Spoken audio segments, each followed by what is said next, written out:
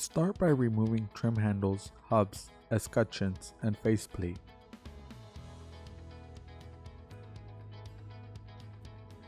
Shut off the water at the water main valve.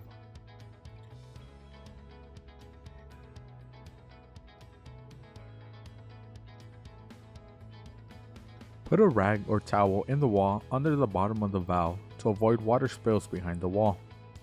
Use a 15mm socket wrench to unscrew and remove the hot or cold shutoff knot from the body.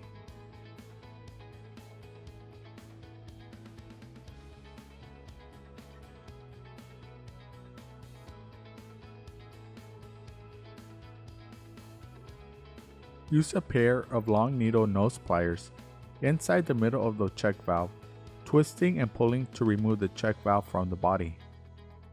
The check valve will probably break apart, and it may be necessary to use a small hook pick tool to pull any of the remaining parts out.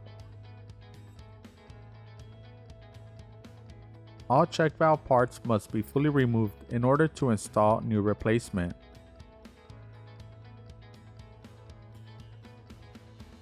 Before installing check valve, apply a small amount of silicone grease to the O-ring of the check valve.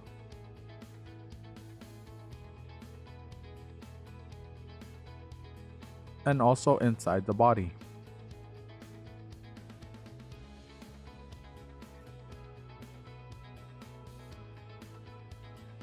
Insert new replacement check valve, O-ring end first. Make sure to push it all the way into the valve body so it sits and seals correctly.